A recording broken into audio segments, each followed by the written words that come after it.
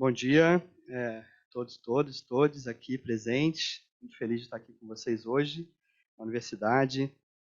Esse final de semana eu li um artigo falando do esvaziamento da universidade, principalmente na área das ciências sociais e ciências sociais aplicadas. E essa semana está sendo revigorante, porque justamente a gente tem trabalhado esse tema. Segunda e terça a gente teve sala cheia, né, aqui no Procam. E hoje a gente está aqui com esse evento também com um público bacana e uma discussão super importante, né? Eu queria começar agradecendo, eu vou falar em português e, desculpa, em inglês. Depois a gente pode fazer um câmbio de português, enfim, vamos trocando para ser o mais acessível possível, tá? I'd like to start, thanks to the EA staff, all the support, Sandra and Cedini and the colleagues, because it's very important to have them so we can make this event happen. My name is Pedro Torres. I'm part here of the Environmental Society group led by Professor Pedro Jacobi and Professor Gabriela Di Giulio.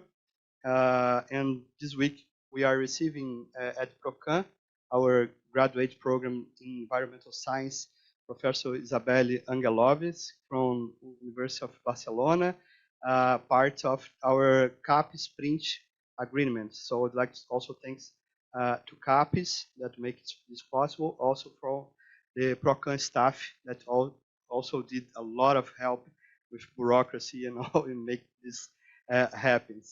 For today, Professor Anguelovski will give a keynote lecture here at EAR, but to open the event, we will have Anna Sanchez. I'm very happy to have Anna here to open. So I will describe briefly Anna, maybe she could describe herself later, but Anna described herself as a black woman from the beach.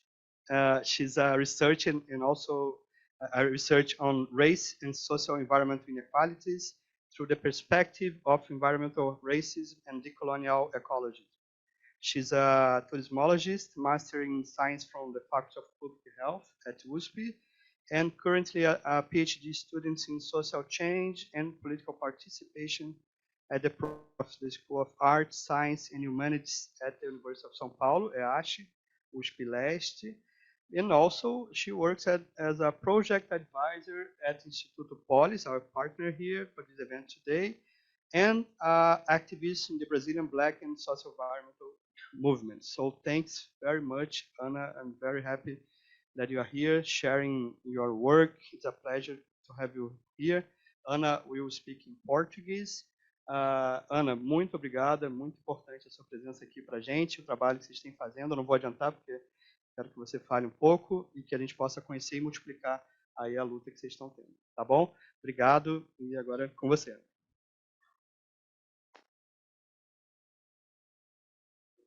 Vou ficar sozinha aqui em cima?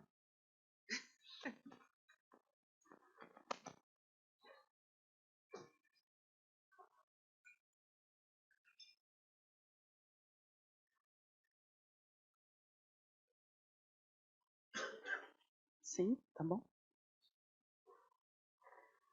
Bom dia para todo mundo que está aqui presente. É um prazer rever alguns rostinhos. Vou falar devagar para a Isabela poder me compreender, meu português. Posso compartilhar a tela, querida? Compartilhar aqui minha tela, porque os meus slides têm uma codificação e aí não estava aparecendo. Então, ótimo.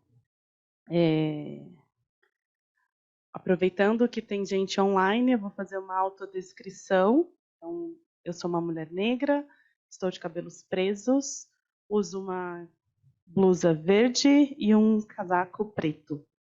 E atrás de mim está um fundo branco. Bom, começando então, fiquei muito feliz com o convite do Pedro Torres, quando ele me convidou para conversar um pouco sobre o que o Brasil está pensando, principalmente nas cidades, sobre a questão de adaptação climática. E tem muita coisa. Eu não vou conseguir falar tudo que o Brasil está fazendo. Então, eu vou focar um pouco no que eu estou participando, principalmente nas cidades urbanizadas. E como eu tenho visto, né, a nossa forma de atuar. Então, essa nossa conversa de hoje, eu quis dar um nome, que é pensar em descolonizar a adaptação climática e os nossos mundos.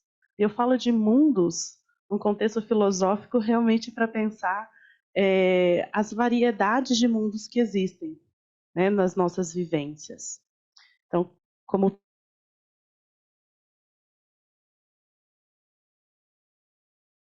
tal, eu também sou pesquisadora, e dentro do meu projeto de doutorado, eu estudo questões do racismo ambiental, de adaptação climática, mas principalmente trajetórias de mulheres negras no socioambientalismo. Então, eu queria trazer aqui para vocês, né, para começar a nossa conversa, né, de onde eu parto, né, de onde eu venho quando eu falo de descolonizar. Esse Sanches não sou eu, é o Sanches, inclusive é com Z, não sou eu, mas é uma citação de 2015 que me fez refletir muito sobre como pensar as questões ambientais, socioambientais, urbanas e as pessoas, mas principalmente as pessoas que são racializadas, em contexto de Brasil, porque eu falo de onde eu parto. O meu lugar aqui é enquanto uma brasileira. Então, quando a gente pensa que as bases do racismo, como a gente conhece hoje, né, dentro dessa ideia de modernidade, ela vai convergir com a degradação ambiental. Então, quando o nosso território foi invadido, tinham populações indígenas, ali é que começou um processo de genocídio, de exploração de corpos e de pessoas e também daquele meio ambiente. Mas não era qualquer meio ambiente, é o meio ambiente onde estão aqueles corpos e aquelas culturas. Eu gosto muito dessa citação do Sanches e da Barroso, que me fizeram refletir e chegar onde eu estou hoje. E aqui eu trago uma citação do Malcolm Ferdinand, que é um pensador caribenho, né, da Martinica, e ele é quem traz o conceito de ecologismo decolonial. Então ele fala que o colonialismo e a escravidão é o que ajudaram a construir o mundo fundamentado na destruição ambiental. Então, na perspectiva dele, a ideia do capitalismo, da destruição do meio ambiente, do genocídio dos povos, começou na colonização. E aí é de onde eu trago essa imagem aqui para vocês, que eu tenho usado muito para refletir, quando me perguntam, mas por que falar de racismo ambiental? Por que falar de raça dentro do ambientalismo? Aqui nas Américas e no país, Brasil, né, principalmente de onde eu falo, eu costumo dizer, quando me perguntam, mas o que é racismo ambiental? E eu mostro essa imagem lúdica, que é a chegada dos portugueses, a invasão dos portugueses no nosso território. Então, quando houver alguma dúvida sobre o que é racismo ambiental, a gente pode pensar nessa imagem. O que essa imagem representa? Invasão de território, exploração de recurso, expropriação de recurso, genocídio de uma população por conta da sua característica física, mas também por conta do seu modo de vida. Então, essa é uma ideia do que a gente pode entender hoje de um colonialismo ou uma ideia de racismo. Naquela época não se tinha essa ideia, mas a gente pode olhar para o passado com um pouco das lentes do nosso presente. Então, eu costumo dizer que esse tipo de invasão colonial feita pelos colonizadores é uma prática racista. Por isso é que quando a gente está pensando a questão socioambiental, eu falo de racismo, eu falo de colonialidade. E proponho também, li os estudos da professora Isabela e gostei muito como ela propõe uma adaptação interseccional, porque é interseccional. E aí eu trago a reflexão para aqui para vocês. Onde estão os negros indígenas? Aqui, pensando, podendo pensar em adaptação, podendo pensar o seu território. Eles, infelizmente, não estão aqui na universidade onde a gente está discutindo. Tampouco conseguindo planejar uma política pública. Então, essa é a pergunta que eu me faço em todos os espaços onde eu estou. Onde estão as pessoas negras e indígenas? Onde estão as mulheres? Onde estão as pessoas com deficiência? Tem todo um recorte que é marginalizado, que é excluído desse debate. E o nosso papel é fazer chegar até neles e trazer eles aqui para cá. E por que eu falo tanto de raça, né? Então, e majoritariamente de raça? não é somente porque eu sou uma mulher negra, é porque o território onde a gente está foi o lugar que mais recebeu pessoas escravizadas no mundo. No mundo inteiro. O Brasil foi o último país do Ocidente a abolir a escravidão. Então, isso nos coloca num cenário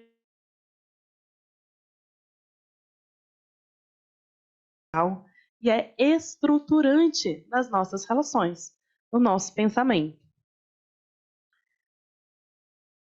E é por isso que quando eu vou falar de adaptação climática, eu parto da teoria, mas parto das minhas vivências, parto do meu trabalho para poder unir essas duas sabedorias. Então, o Aníbal Quijano ele vai falar sobre como a colonialidade do poder. O Aníbal Quijano ele é um autor peruano e ele traz que a raça é uma categoria mental da modernidade, ou seja, está nas mentes, em como a gente pensa o mundo. E o Achille Mbembe, ele vai nos lembrar que existe um projeto político, que é o que ele vai chamar de necropolítica, que deixa viver, mas faz morrer.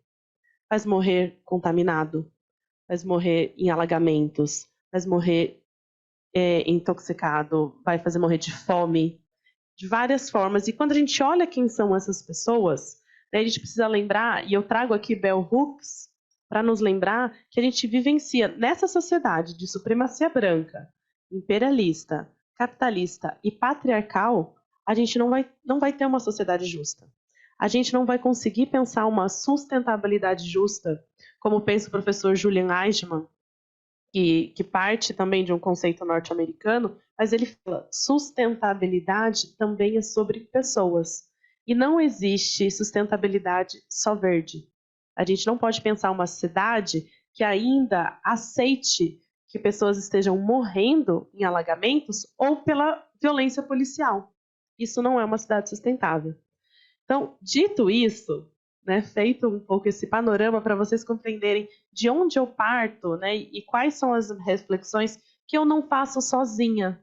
Né, eu acho que toda a minha trajetória de ativista antirracista, então eu sou uma mulher do movimento negro, eu sou uma mulher que vem de uma região de caiçaras e quilombolas, que é a cidade de Caraguatatuba, e também cidades urbanizadas, para pensar o que a Carolina Maria de Jesus vai chamar do quarto de despejo. Quando a gente pensa nas cidades e olha para as periferias, principalmente as periferias mais afastadas, cenários como este são muito comuns. Quando a gente vai em comunidades, como por exemplo, a comunidade Souza Ramos, na zona leste de São Paulo, Brasilândia. A gente vê uma problemática a problemática que a gente chama aqui no Brasil, que é saneamento ambiental, mas vai envolver esgoto, água, questão de resíduos, aí inclui a questão da moradia. Então, Carolina Maria de Jesus é uma autora que me ajuda muito a pensar a cidade, a Casa Grande, a sala de estar, né, sendo Moema, Pinheiros e Higienópolis, que são bairros, distritos aqui de São Paulo, que a Isabela acho que foi conhecer algumas partes, né?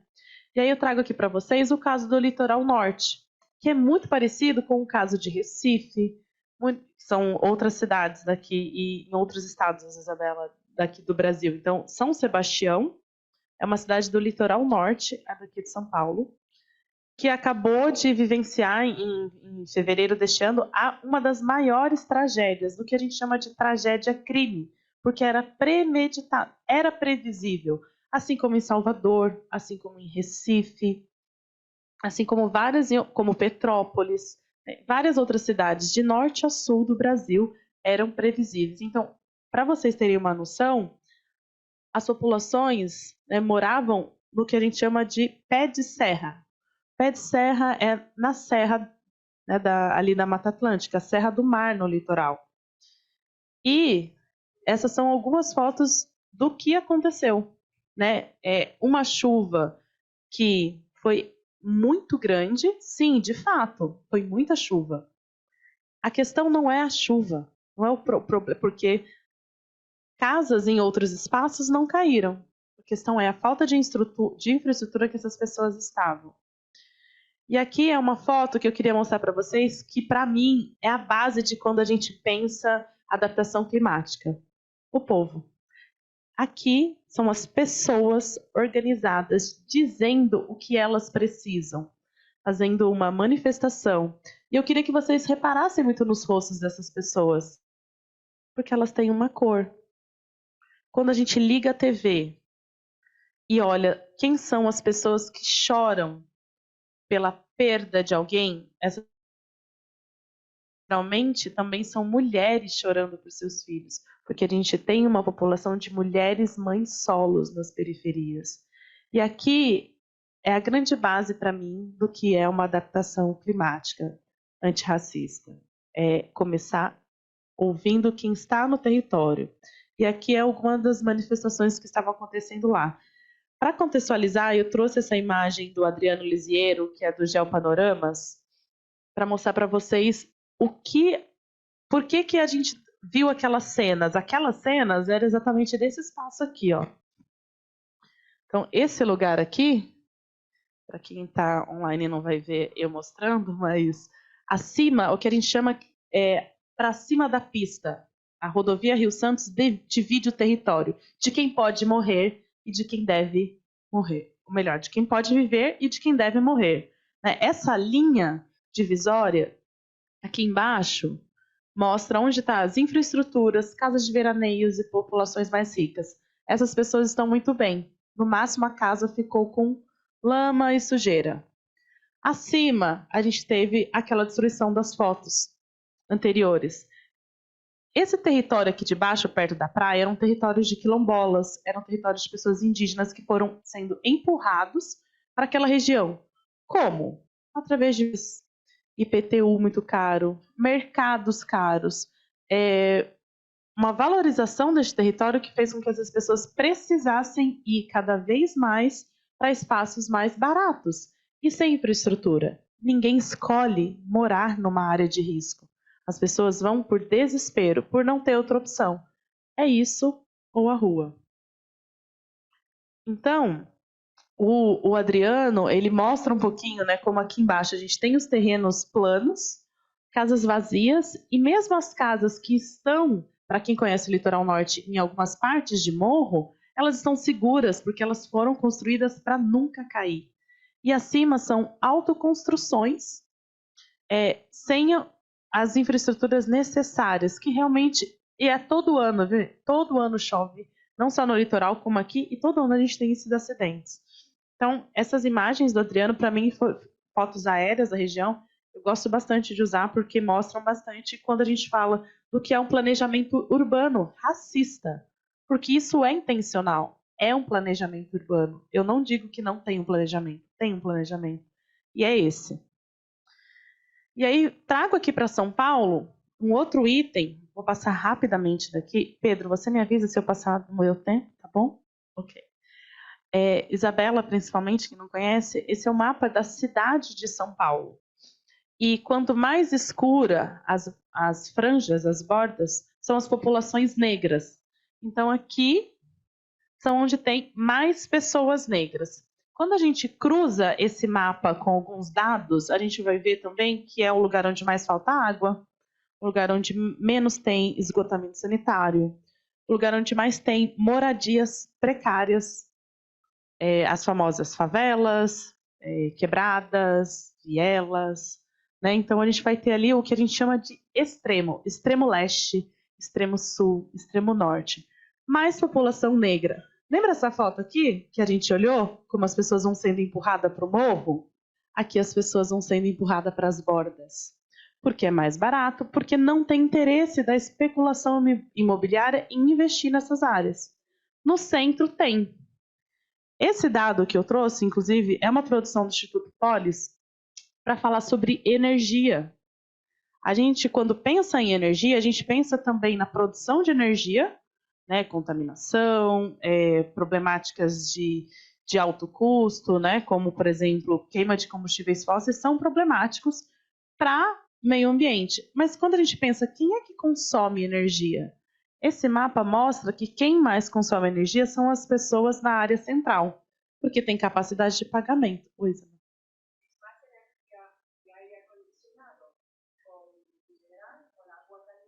Tudo, tudo. Equipamentos, carro elétrico, air fryer, geladeira, tudo, air fryer. Quem tem uma air fryer? É um produto caro, em que as pessoas não têm, muitas vezes não tem máquina de lavar, máquina de café expresso, tudo isso, robô aspirador, sonho das donas de casa. Mas quando a gente vai detalhar e olhar os equipamentos que as pessoas brancas de classe média alta usam, são infinidade, são muitos equipamentos que as pessoas das periferias não têm condições de comprar. E aí isso começa na geladeira, que é um item básico de sobrevivência, que as pessoas não conseguem armazenar os seus alimentos. Ou, por exemplo, cozinham com lenha. Não tem micro-ondas. Então, a gente mostra aqui que, por exemplo, quando a gente olha a cidade, a gente tem problemática de infraestrutura, mas também de pagamento. E por que muitas casas, por exemplo, pegam fogo? Porque as pessoas estão fazendo o gato. Como explicar o gato para ela? Como explicar para ela ligação irregular? Conexões irregulares. Em alguns lugares, chamamos de redistribuição de energia, de autogestão. Né? Porque na nossa legislação é crime, né? É roubo de energia. Mas, enfim, esse mapa, para mim, também é muito importante quando a gente fala dos não acessos das pessoas das cidades. E quando a gente vai olhar os dados, a gente está falando de, majoritariamente, mulheres negras, mães solos, que estão enfrentando o problema da fome e do não acesso à energia para cozinhar, para comer, para armazenar os seus alimentos.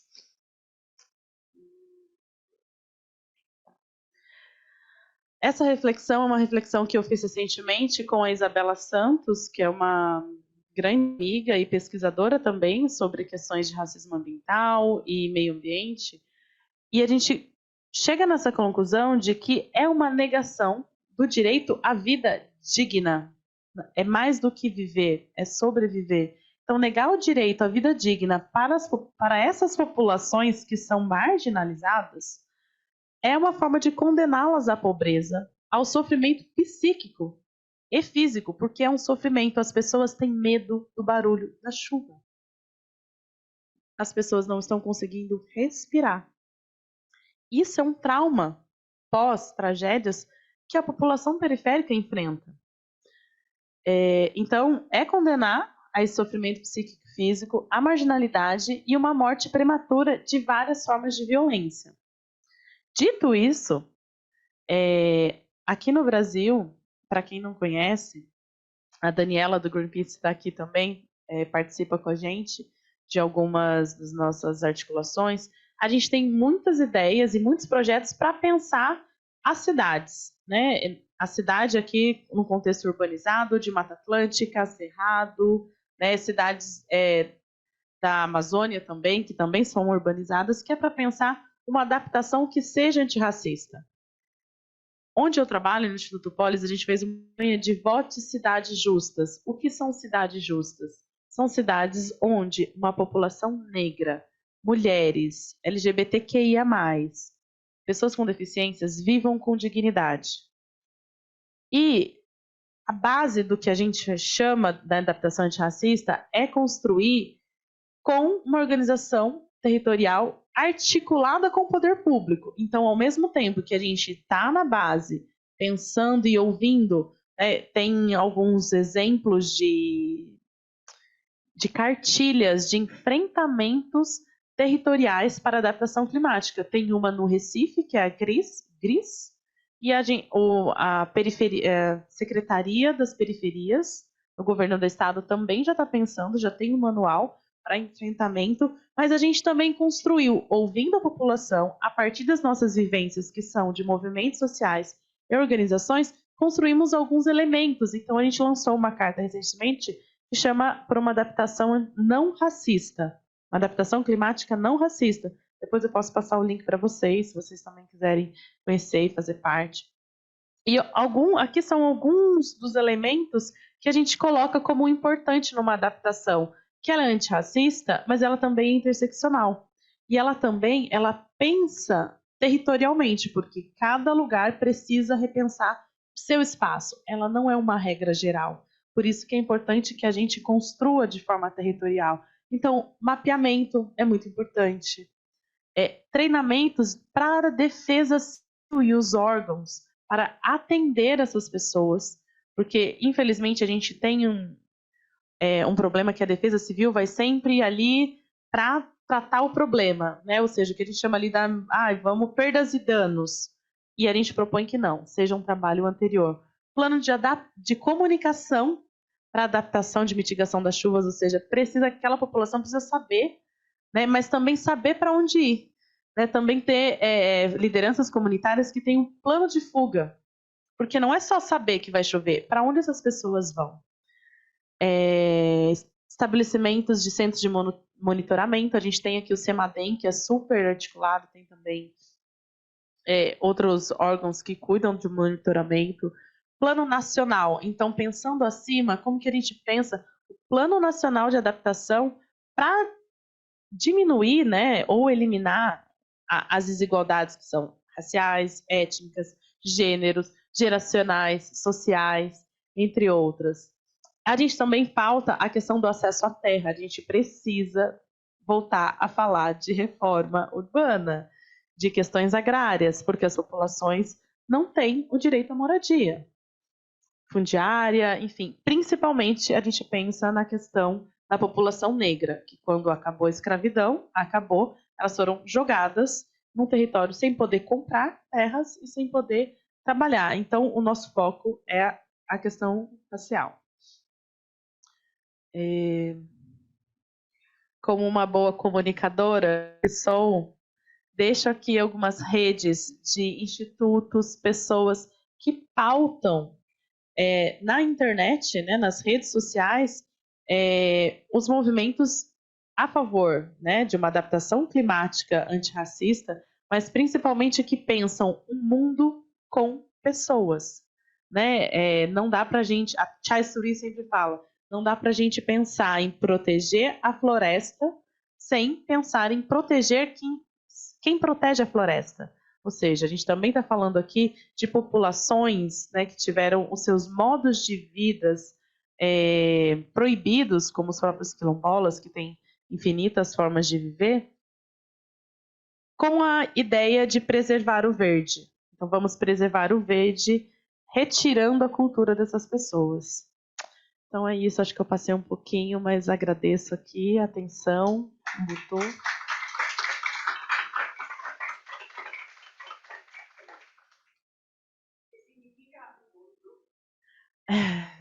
É uma frase que vem de uma tecnologia africana que fala sobre ajuda comunitária. Eu sou porque nós somos. Eu não existo sem você, você não existe sem mim. Então, é uma tecnologia de vivência em comunidade.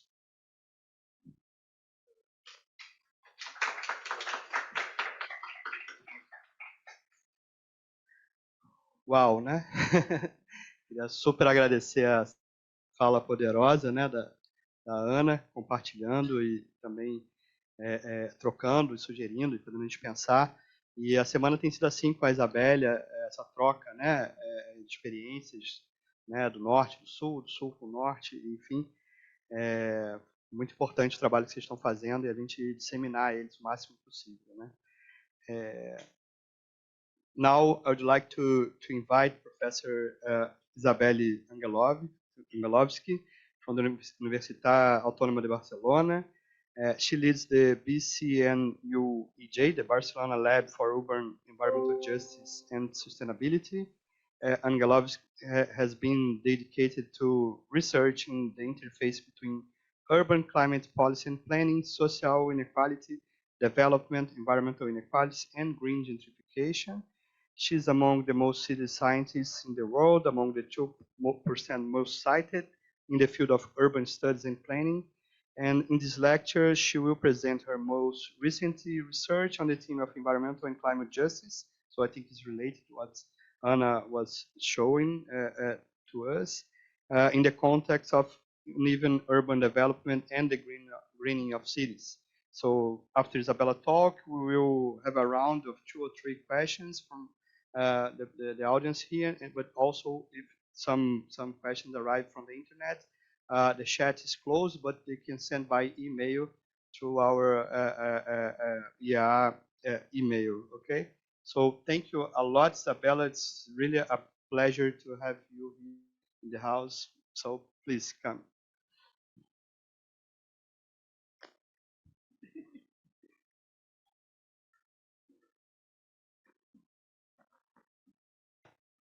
I'm very uncomfortable being here speaking in English. It's even worse than speaking in Spanish, I feel like. And I apologize for not being able to do this talk in Portuguese. And similar to Anna, I will try to not talk too fast. I understood very well what you said. And it was really inspiring. Like, I don't think I can do a talk better than you would, relating current disasters with a history of predatory land grabbing and environmental racism. So it's really amazing to see the research that's being done here. I think it's very impressive variety of researchers and students that you have. If there's a minute, I would love to hear also about the research you are doing for your PhD, because you didn't talk as much about that. But at any rate, so yes, the research that I present today, I've talked a little bit about this in the course that I gave on Monday and Tuesday, so I apologize to those of you for which is a little bit of a repeat, but it's a bit of a summary of the research that we do in our lab, which is BCN UEJ. Pedro and I met also thanks to Luisa, one of the students in the master, a little bit more than a year ago, and I'm very grateful to Pedro for bringing me here. And yesterday we had a fantastic visit of green gentrification sites, which is I can definitely confirm that it's not just a North American reality. It's very much something you have here at the center of urban planning and urban adaptation, as Anna was saying. So from urban green sacrifice zones to climate justice. Why do I use this vocabulary of green sacrifice zones? If you look at the literature that is in political ecology, and if you look at studies related to the green transition, so how can we lower carbon emissions, what type of projects can make cities, let's say, lower their footprint and other environmental, let's say, contributions or damage contributions. We talk about the different types of energy transition projects that need to be put in place. Many of those projects will include resource extraction, contamination, and also separation from nature of people who live in the land, many times indigenous or many times racialized groups who, for example, live next to lithium mines or other types of mines that can contribute to building solar panels at the end of the chain. And so the green sacrifice zones is an expression that I'm borrowing from 2 colleagues, Paul Robbins and Christos Zographos, who have been describing how these landscapes and the lands of indigenous and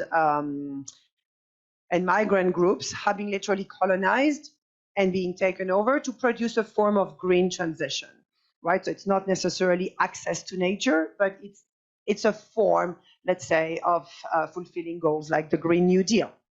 So here, what I want to focus on a little bit more is how that actually can take place in the context of cities, and how urban greening and nature-based solutions are also a form of creating nature while removing some groups, lower income, racialized groups in particular, for supposedly bringing nature back into the city.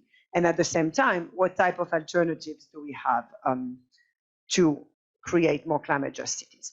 So here's the question for today. To what extent do green climate infrastructures address justice needs rather than reproducing existing inequality? All right, so if we think about the literature on climate justice, or what scholars talk about, they generally talk about the 3 different aspects on the left. That poor groups are those that have least contributed to climate change, are most impacted by, for example, what Anna talked about, landslides, and have poorer housing infrastructure, have also fewer means to adapt, so they don't have as many resources to upgrade their homes, as we also saw in the examples that she gave in San Sebastião. And at the same time, what we're looking at is that they are more displaced by climate resilient infrastructure. So in the history of cities, going back a bit to a legacy, let's say, of who has had in history access to greening, we see a little bit of a greening 1.0. So historic parks, historic landscapes that were green, historic landscapes that were greened in ways that the middle, the bourgeoisie, got given greater green spaces, like here in Barcelona, in the area of Sant Gervasi on the left, Parc del Turó, versus on the right, these parks that maybe existed, but that were still in proximities to contaminated corridors. So what we could see, let's say, as historically a green divide. And we also see this in one of the major, let's say, programs that now cities are trying to go towards, which is tree planting, increasing access to trees as a form of climate adaptation measure. And that's in Madrid, the area of Puente de Vallecas on the left, which is the lowest life expectancy neighborhood in Madrid, and on the right, Salamanca, which is a higher socioeconomic status of the city. So that's kind of the state of affairs. If we think about now what cities are trying to do, there is a form of greening 2.0, which is for the past probably 5-10 years, especially in the context of large multi-funding programs, for example, the European Union, or in North America, where I do a lot of my work, from the federal government, from the EPA, a lot of insistence around nature-based solutions, and a little bit of nature-based solutions which have many benefits that include those, a greater contact with nature improves your mental health.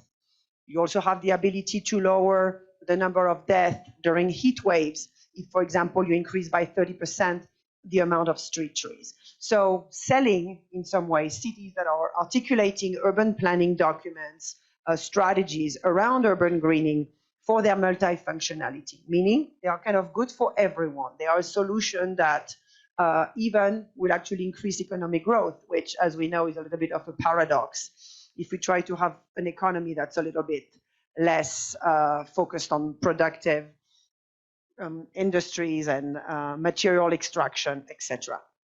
So in this, let's say, articulation of nature-based solutions, we also see this, how landscape architects, how planners are projecting urban greening in ways that maybe is a form of global green mission. This is a map of Boston, a city where I lived for more than a decade, where we do a lot of research in our lab, looking at how the areas that are green there along the waterfront are meant to be those receiving nature-based solutions to adapt the city to sea level rise, as well as to increase flooding in the winter through ice storms, and in the summer through thunderstorm. And so this program is also articulated around what we would say is a global, thank you, is a global green mission. That is a series of awards, a series of competitive urbanism tools that cities are fighting for against one another to be the first. So the greenest city, the most livable city, the most sustainable city. And you have these rankings that establish cities in ways that at the end of the day will position them in a green economy of attractiveness to industries, to new creative classes, so higher income and in general higher trained residents, and at the same time real estate as well. And that's where we do a lot of the work in our lab, which is looking at the way in which greening attracts financialization of housing, attracts new forms of real estate development. So at the end of the day, yes, so these green infrastructures are fantastic, but for whom over the long term and the green term? The long term and the midterm. In the end of the day, are we having, as we have here on the left, an image of a green corridor, which is called Cristobal de Moura, is in one of the post-industrial neighborhoods of Barcelona, in Poblano, in the district of Sant Martí, was just inaugurated 2 years ago. And then next to it, you actually also see all the homes that are fenced off, just literally 200 meters from them, that are fenced off to be demolished and replaced by 4-star hotels. So are those projects meant to do what the discourses of city makers is about, which is increasing access for everyone, making climate resilience at the center of people's life, or are they contributing to a form of real estate speculation? So at the end of the day, what you see, and that's kind of the argument of the talk, is a form of paradox, a green paradox. That is that rather than creating nature for many, you are actually having this separation, this segregation, where some residents, because of their income, because of their class, will be able to be next to these green spaces, whereas others, at the end of the day, will be displaced and segregated away. So just to give you a little example of how that looks like, and a little bit kind of the whole dynamic here at stake. So you have this urban greening 2.0, which is a form of investment in different types of nature-based solutions that, in general, are meant to address heat island effects, stormwater management, and sea level rise. Let's put it that way. Or actually, we can also add erosion in coastal cities. So there you have greening 2.0. What we're saying in our research is that, of course, there are already in many of these neighborhoods processes of gentrification that are happening before, right? So it's not that you have a blank slate of urban greening. But what we can see is that in greening 2.0, greening plays 3 roles. It helps build, so with a new green space or river that's being restored. You have it here in Pinheiros as well. I had a chance to see it yesterday. People who build homes next to these green spaces. Some are actually green homes themselves, so supposedly energy efficient. You know, they use LED types of lights. So, you know, there's a beautiful vocabulary around supposedly the types of homes that are being built. So the creation of green space helps build and market those types of home. There will also be an increase in property and land values, which at the end of the day creates, of course, issues of affordability. And then we also have a form of displacement or a form of pressure that has to do with the cultural uses of a space. What uses are accepted? Who can go there? What type of recreation can take place? What type of relationship with nature can be developed? And this is also increasingly exclusionary in the ways in which the residents next to those parks, the managers of the parks, the planners, will put in place rules and norms that will eliminate some uses and privilege some others. So at the end of the day, this kind of indirect, let's say, type of triple pressure contributes to either an accelerated or a new form of gentrification. And of course, here there's also a dynamic, which is a bit of a feedback loop, which is gentrifiers themselves are able to attract new greening. So it's not just this greening here.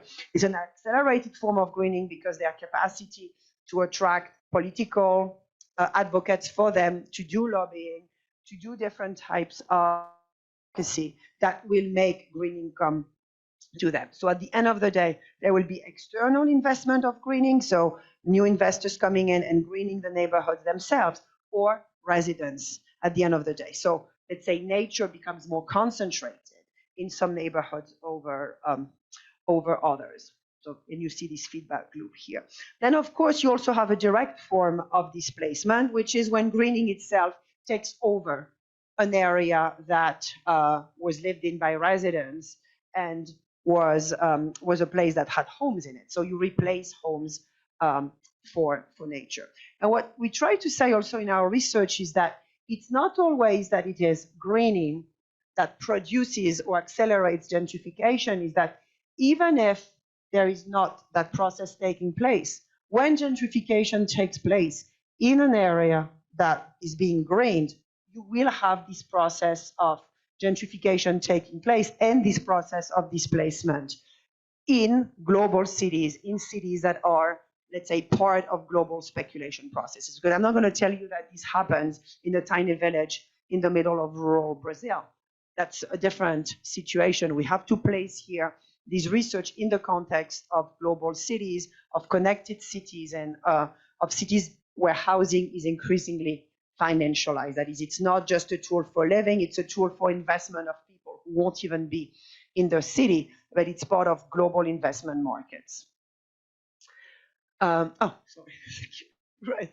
So who do we have in the end, just to summarize a bit, part of this dynamic? We have developers, builders, and real estate agents, which is a whole industry, right, of who will invest, who will advertise greening. You have the elected officials, who will be those that in their discourses will claim that they will green to modernize the city or to be climate leaders. You have planners who, for example, rezone an area that used to be industrial or used to be farmland and make it residential. And within that residential area, you might have a new park being built inside it. And you, of course, have the residents themselves, because many times, again, they have access to political power. They are lobbying, and they are lobbying for, let's say, higher density buildings where new real estate can come in and build higher skyscrapers, or for new green space. So at the end of the day, we see 3 different types of displacement, physical, or 4 different types: financial, physical, aesthetical, and social cultural. So I'll go quickly over some of the examples in our studies. Where we have done work in the lab over the last 6-7 years has been in this diversity of North American and European cities that tend to be cities, some of them that were post-industrial, for example, Detroit or Cleveland. Some cities that have been fast growing for a long time, like Seattle or Vancouver or Nantes. Others that, let's say, are much denser, for example, Barcelona or Valencia, and others which are more sprawling, like Denver, because we wanted to see whether green gentrification was happening in a variety of, let's say, development path, growth and development pathways. And it was also happening in cities with different level of density and sprawl. So for example, a financial dynamic where we see green gentrification taking place. In a study that my colleague Melissa Garcia-Lamarca conducted, she took 99 cities, so a little bit actually bigger than this sample, where she looked at the branding, the green branding of these places. And she said, okay, how intense is the branding of greening? How much is greening a part of the identity of the city? And then we related this to levels of unaffordability. That is, we measured what was the price of homes, what was the price of transport and of food in those different cities. And what we saw with the quantitative analysis that we did was that high levels of urban green branding were correlated with high levels of unaffordability. So a place like Vancouver, as you can see here on the right, is one of the epitomes of high greening, and I think it's like number 2 or number 3 of the highest, most expensive cities in the world, actually. Next. What we also did in a further study that Melissa led, Melissa Garcia-Lamarca, was to also look at the strategies of investors. So what we did here was to interview, there were researchers in different cities, interview close to 180 developers, again in the cities that you saw in the map, to get an idea of how are they using greening, what is the role that green plays in their investment, in their marketing strategy. And what we saw were 3 different aspects, is that there was an ability for them to capitalize on having a greening project, to go to a bank and get a loan in a much easier way, or to get a loan at a lower rate. So for them, building a green space or a building next to a restored area, so like that's here in Boston, that green space that you see here is what is called a restored shoreline. And that shoreline was actually built by the developer itself. So for them, it wasn't actually an investment that was very costly. It was a guarantee to the bank that actually these buildings were going to sell well because there was part of this climate adaptation measure integrated in it. Of course, that also helps them sell their units higher. One of the studios, the studio units that are for sale in those units here, the lowest one goes for $2,900 US. So multiply that by 5, I think it's like 13,000 reais per month. just for that.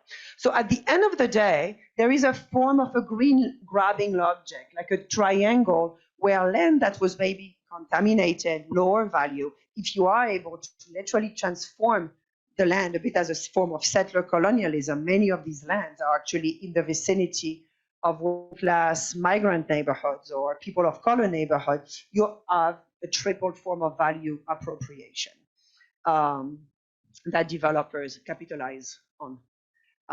Next. Articles that I just actually came across and should have known about it, but that Pedro sent me yesterday that I wanted to show here is research that you've done here at USP, showing that there is a form of capitalization of, let's say, if I understand well, you correct me, right? So the construction of the park, the area next to it, looking pretty, less dense and less built up. And then around it, you have these new developments coming in Porto Alegre. Next one. And we see something very similar in my city of Barcelona, where Parc Diagonal Mar was built in 2004. And just as this park was built, developments also came up with the most expensive neighborhood in the city. And part of the park financed by the developers here. And the way it's done, it seems very similar to Porto Alegre, is that you have this exclusive park in the middle that is very segregated and exclusive away from physically where working class neighborhoods are located. So the gates are much more difficult to keep open at different times of the day. You only have very specific access points. So you might have a spatial proximity as a working class resident to the park, but you are effectively not able to access the park. Next. What does physical displacement look like? How do we measure physical displacement? Here, next. Here we have this study that we conducted that was one of our largest study looking at green gentrification over time. Next, I don't want to focus too much on that one, but here what we saw was that if we take 30 cities, so again, the ones that we saw on the map, how important is greening in explaining gentrification? And how did we measure gentrification? Was to look at a series of local indicators of both increases in rental prices and increases in the number of white residents, higher income, and higher educated residents. So we created an index, which was kind of the outcome index.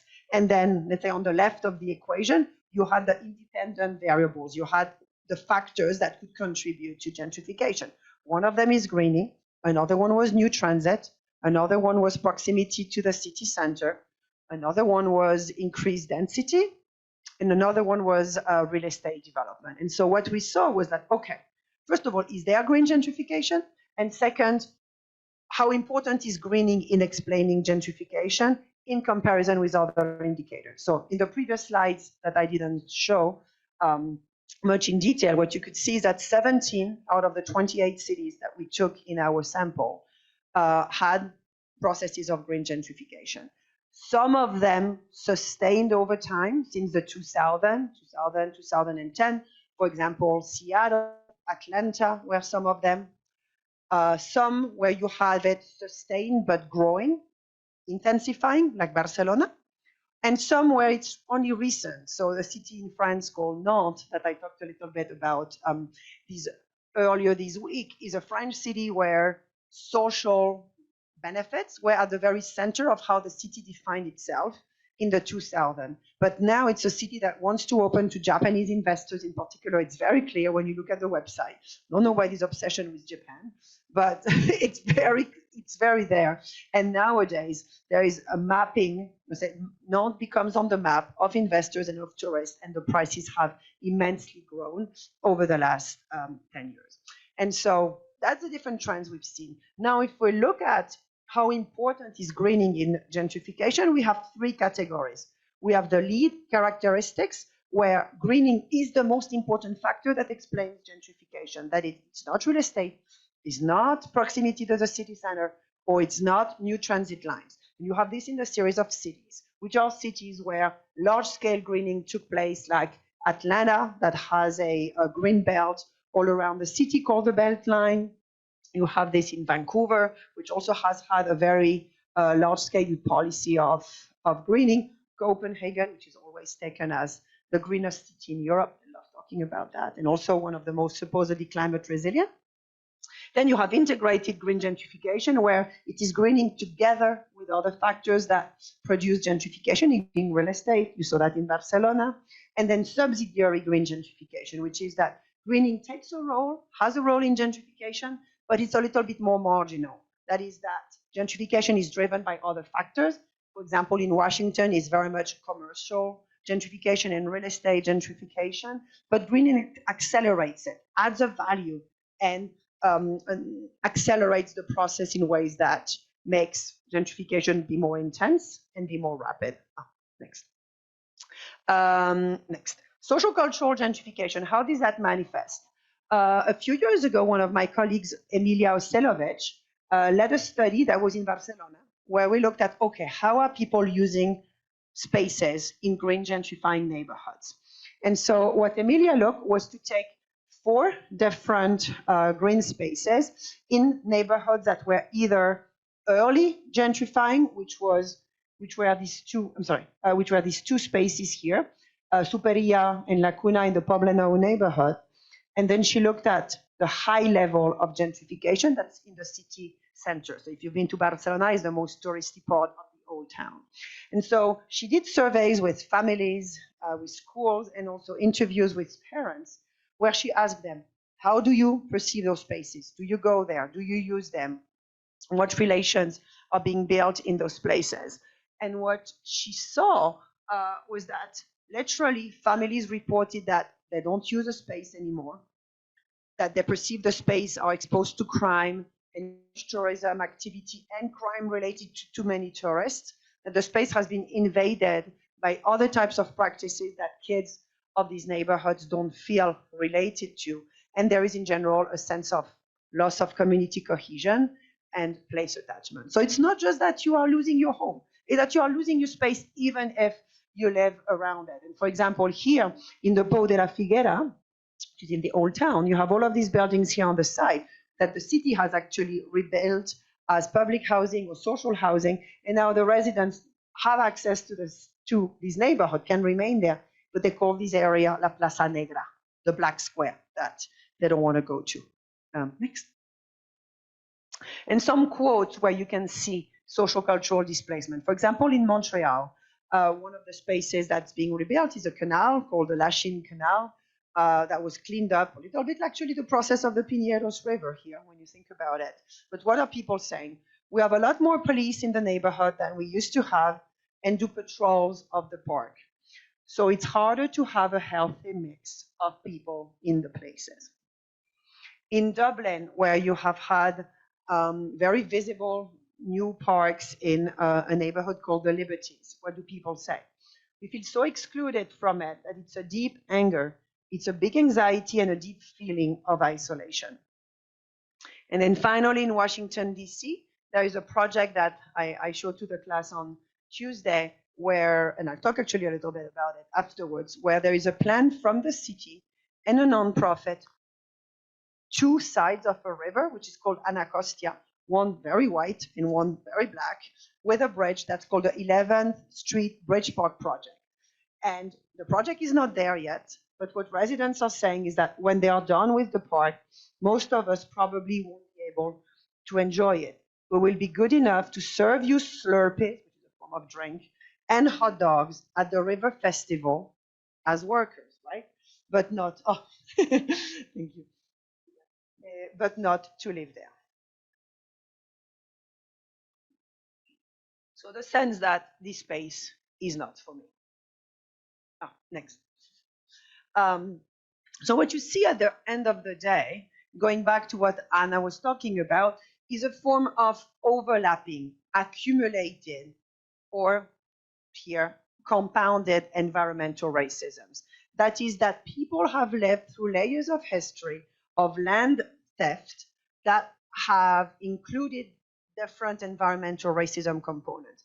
For example, land contamination. A lot of this land remains contaminated. So you might have a green space, you might have a new bike lane. I think I saw that very much yesterday in the Pinheiros River, but the land itself, below the glossiness, below the flashy green, is actually contaminated.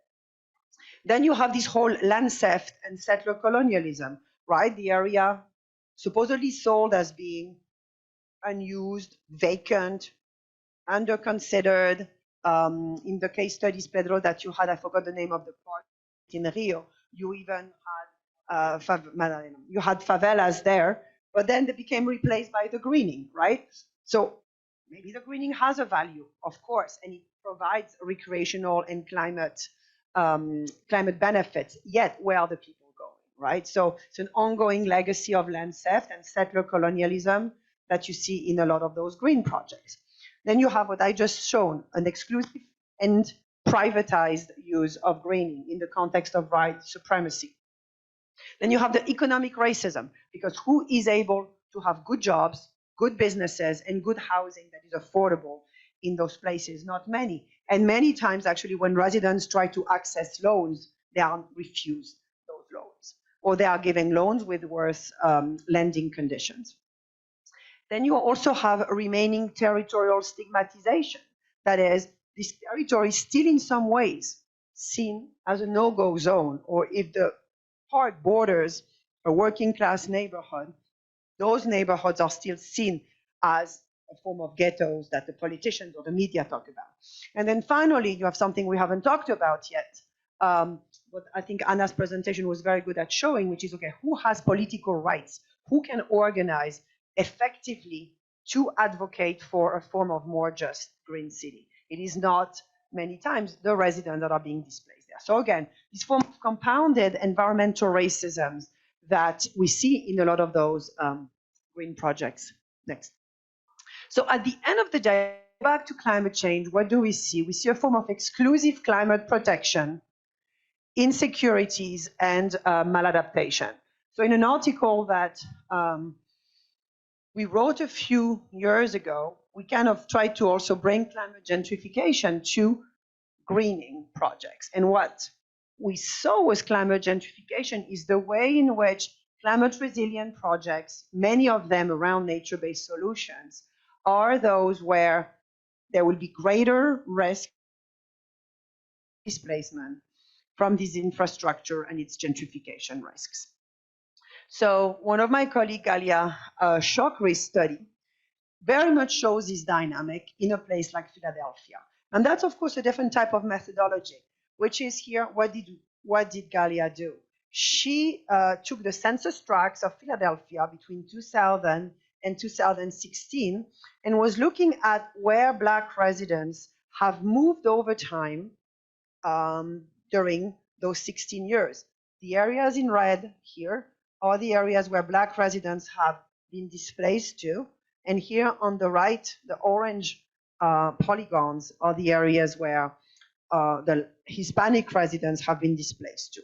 So for them, more in the north of the city, and for Black residents in the peripheries of the city. And then she also did a census tract analysis where she saw, okay, where is the green resilient infrastructure going to during the 16 years? And what you can see is that the greater the blue dots, the more green resilient infrastructure there is. And what you can see is that the areas that have most gentrified and where least amount of Black residents are living, or Latino residents, are those that have gotten most climate resilient infrastructure, which in the context of Philadelphia are street trees, stormwater management systems, thanks to sustainable green drainage systems, for example, green roofs, rain gardens, etc.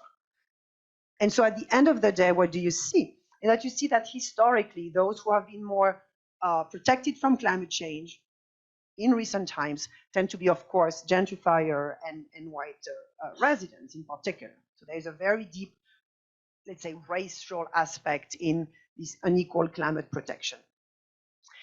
In some ways, that's very important, but that's almost too late, because what are we doing in a lot of these green gentrification studies is that we are showing the past. Where has gentrification taken place in relationship to where greening was taking place, either at the same time or before?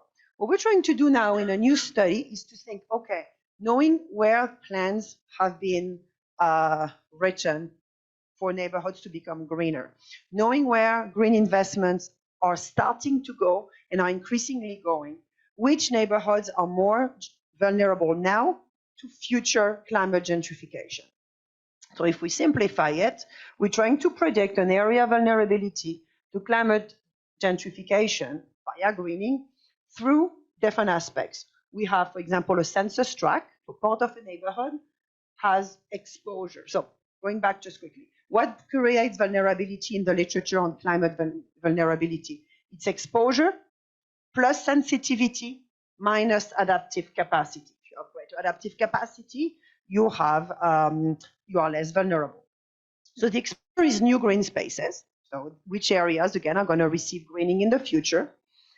Sensitivity, which is, okay, what is going to make an area a little bit more sensitive to gentrification? So, for example, the fact that census tracts in or around those neighborhoods have been recently gentrified. The fact that you have sensitive social groups, meaning that these areas have actually still a high proportion of Blacks, of Latino, of working class residents. And you also have economic and planning drivers. So, for example, which neighborhoods have fiscal incentives for developers to come in and invest with lower taxes or with help from the government to get easier permits? So you have this kind of combination that creates greater sensitivity.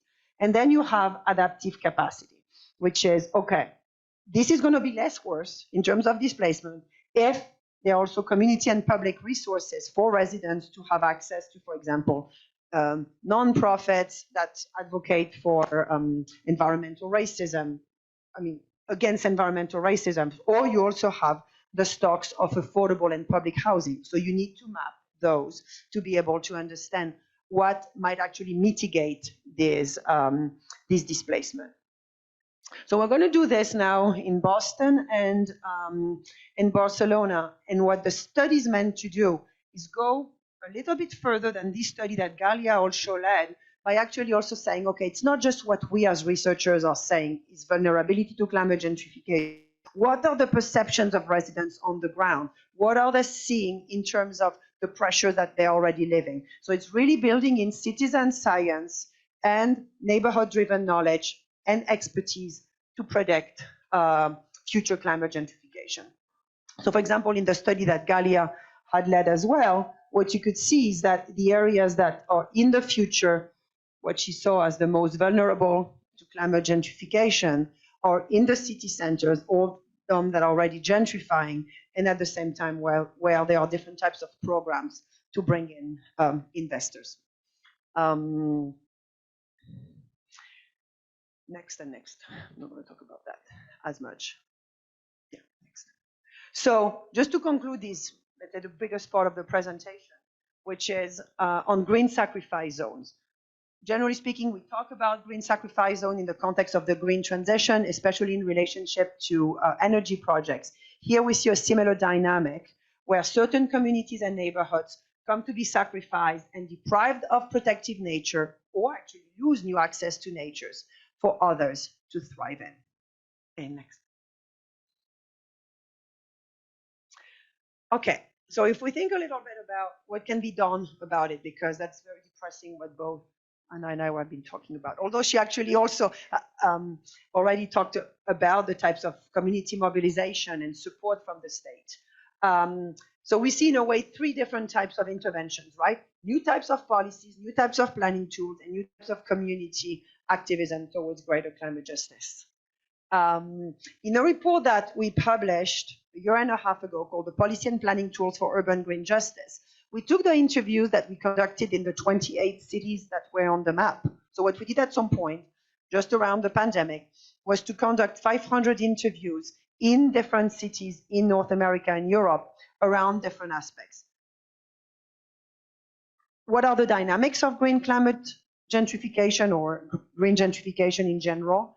What are the factors that drive green gentrification? What are the lives of residents like? How are they impacted? And how are both planners and community activists doing to address this? So this report, next. This report is a product, let's say, of part of this field work. And so what we saw already with the students in the class was that you have two different types of measures that need to be put in place for green justice to take place. You absolutely do need improved and open green amenities. We saw that there was this sense of exclusion even when the parks were there, and even if there might be a working class neighborhood next to it. But you need to protect informal uses of greening. So for example, some cities like Chicago or Boston have a form of zoning for urban agriculture, meaning areas will be protected and land will be protected for either allotment gardens, so private gardens of residents who have a parcel that they rent, or community gardens for them to farm in order to also have all the types of greening that remains accessible for residents. You also have, for example, a fee that developers might pay to the city when they build a new set of real estate projects to which they contribute, and that goes to a budget for construction of green spaces, maybe in other parts of the city as well. So you need to leverage all of these real estate projects and tax these projects as much as you can in different ways, or oblige developers to build green spaces themselves that are accessible, that are visible, that you have several entrances to that are open.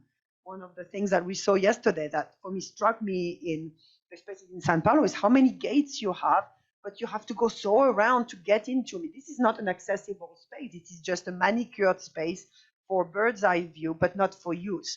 So really think about how can we improve uses of spaces. But then, of course, the most important measures have to do with anti-displacement measures. So some people would be saying this is not that different from anything that is anti-gentrification. So for example, a community land trust, which is a huge set of blocks, street blocks, that can be given to a community group or a community development group to be urbanized, to be transformed for spaces that the community will decide, will plan, will fundraise, and will manage. And that will also increase, for example, social and public housing. We saw that in other examples during the week.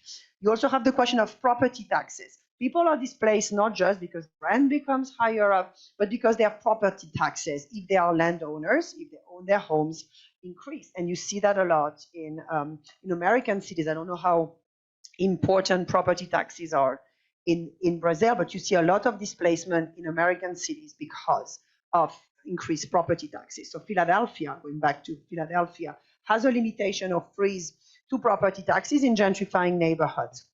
You also have what's called a concerted territorial zone, which is called ZAC in France. That's an example that we have in many French cities, which is for land that is post-industrial, vacant, contaminated. The state does a form of strategic planning where it very much decides and controls developers in terms of what can be built in each parcel of land in order to have what the state calls a balance of uses.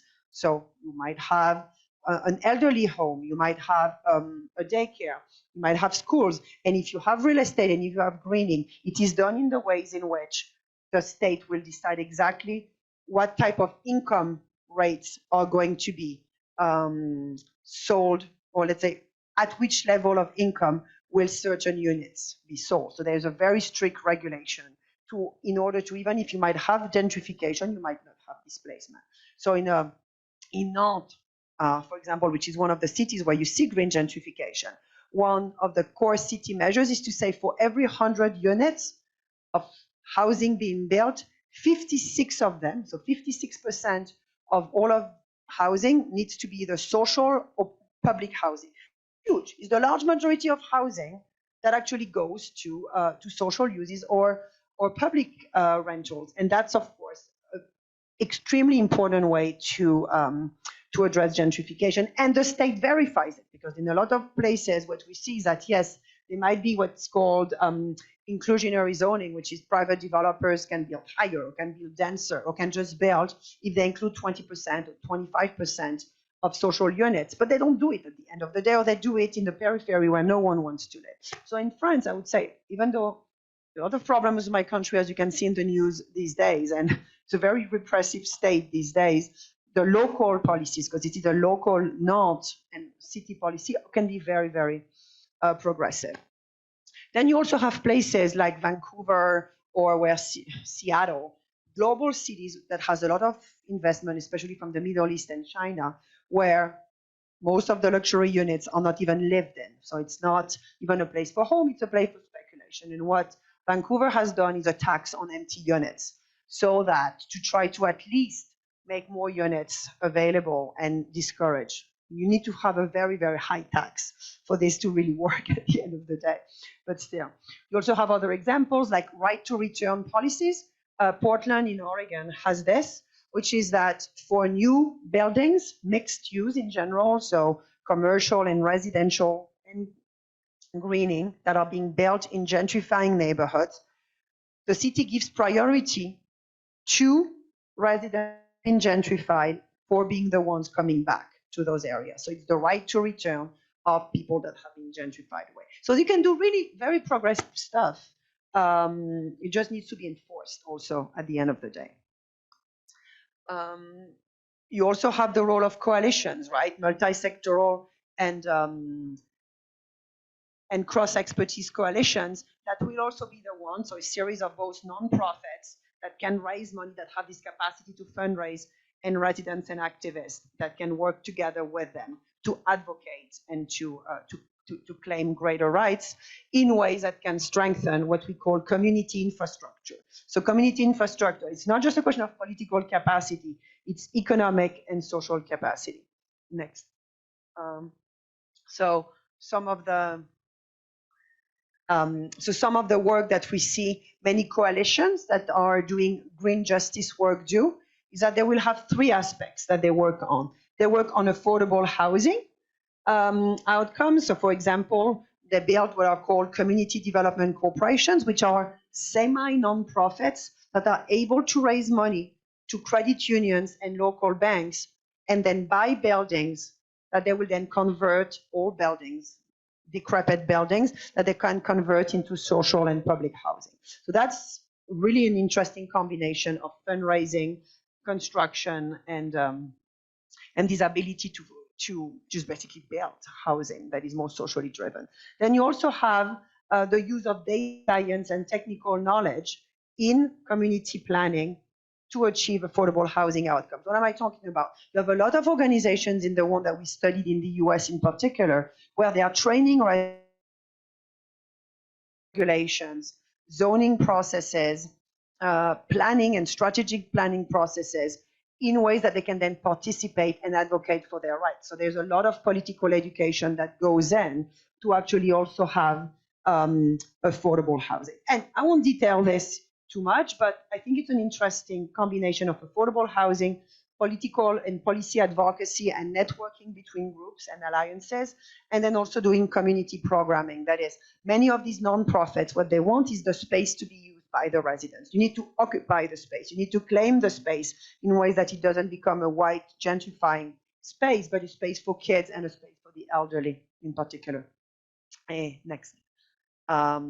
So in the end, the bigger question remains, and I think I'll stop here because I've talked for a long time, how can urban greening enact a more emancipatory green justice? And that goes back to the movement that we've also done some work on, which is eradicating different types of violences that movements like the Black Lives Matters are asking for, which is environmental racism is a perpetuation of violence, not just by the police, not just by firm, but also by this process of financialization of housing and exclusion that takes place in the Green City.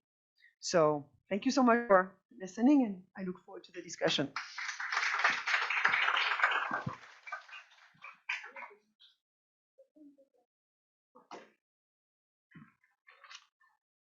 So thank you, Isabelle. I'd like to invite Anna also to join us. We are going to have some questions. We are going to open to the audience, but first, thank you very much. I believe that both presentations, that we have a dialogue here and makes for the public some provocations that could generate a good debate now.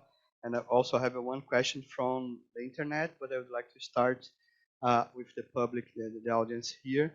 So please, anyone has any questions for Isabelle or for Anna? alguém tem alguma pergunta para Isabelle ou para a Ana? Por favor, se apresenta e fala no microfone, porque está... tem um outro.